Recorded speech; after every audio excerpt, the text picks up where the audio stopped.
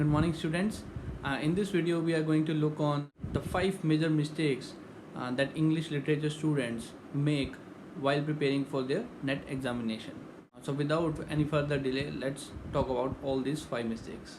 Number one mistake is that the English literature student take English literature just as a subject and nothing beyond that subject. I started studying English literature when I was in the first year of my graduation. I was doing BTech, civil engineering, but my love for books took me to study the novels. I didn't follow any curriculum, I didn't follow any syllabus. Even I was not doing BTech properly. I was just studying novels at that time. And I remember I read Ruskin Bond's The Night Train at Deoley and Other Stories 13 times. The book is a story collection which is of 250 pages, and I read that book 13 times, again and again, again and again. Why I was doing this? Just because I was in love with the subject, and I decided that this subject is not just a subject for me, but the means of earning my bread. And so I read a lot of books. I was inspired to read Charles Lamb through Ruskin Bond. Ruskin Bond in his book has mentioned about Charles Lamb so many times that I too was encouraged to read Charles Lamb. So I read many short stories by Charles Lamb, and then I went on to explore some other genres like Gothic fiction, Frankenstein, Wuthering Heights, and all such novels. So you see, I was not looking the subject just as a subject, and this subject on which I have to depend all my career. I cannot take this subject for granted because I have to earn my living through this subject. So why should I not study the subject thoroughly? I must study this subject in depth. I must remember each and every concept. I must remember everything. But what the student does is they don't go in depth. They just limit themselves to memorizing the key concepts. Coming on to the second mistake, what most student makes is that they do not remember the dates. It may be because their teachers ask them not to remember the dates, or it is their perception that remembering dates or years is difficult. But it is not so. You can see for the last 2 times NT-NET has been asking you the works to put in chronological order. At least 10 to 15 questions are coming from this simple exercise.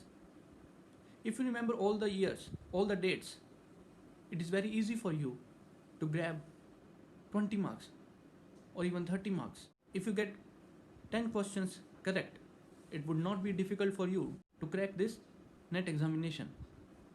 So the second mistake is students don't remember the years. But you should not do this. You must try to remember the years. And you must have thorough knowledge of the subject.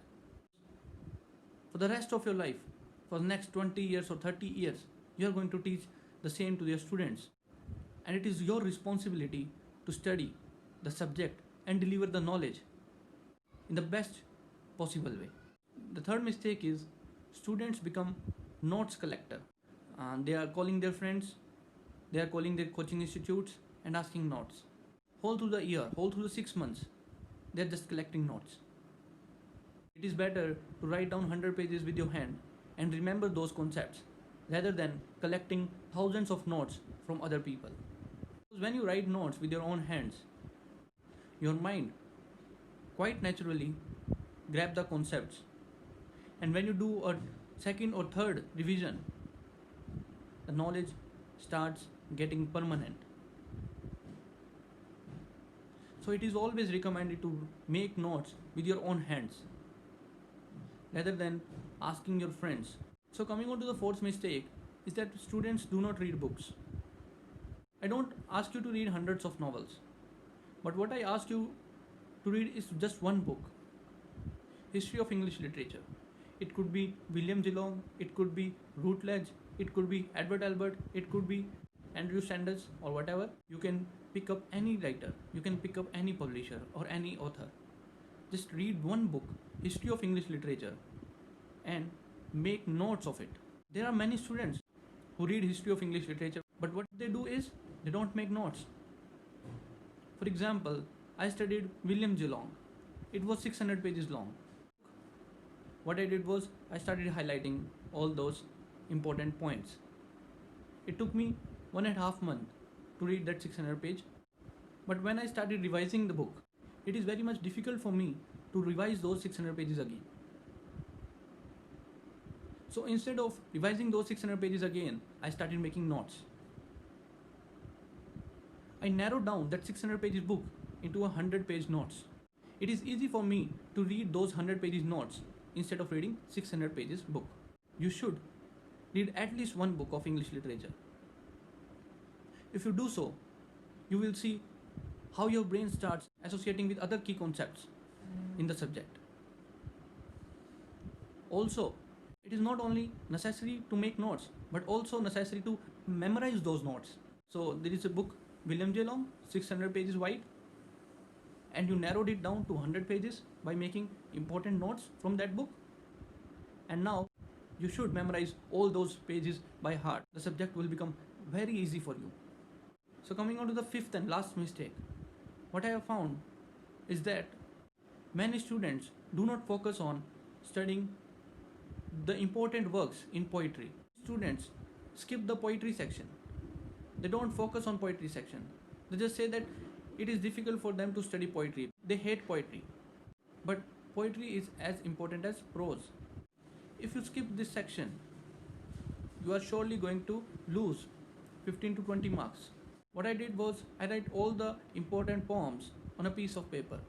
It was around 110 poems that I think might be asked in NET examination. Then I took the printouts of all the 110 poems. With the help of YouTube, with the help of SparkNotes, GradeSaver, I paraphrased all those poems. Yes, it took me another 1 or 2 months to study all the poems. But every minute I spent on studying the poetry section was worth of my time. So in order to prepare for the NET examination, you should avoid these 5 mistakes. Beginning from, do not look subject English literature just as a subject. Go beyond that subject. For the rest of 30 to 40 years, you are going to teach, you are going to learn this subject. So you should not be afraid of this subject. The second thing you must do is, you should remember all the years chronologically. The third is, you should write down all the notes by your own handwriting and try not to borrow the notes from others.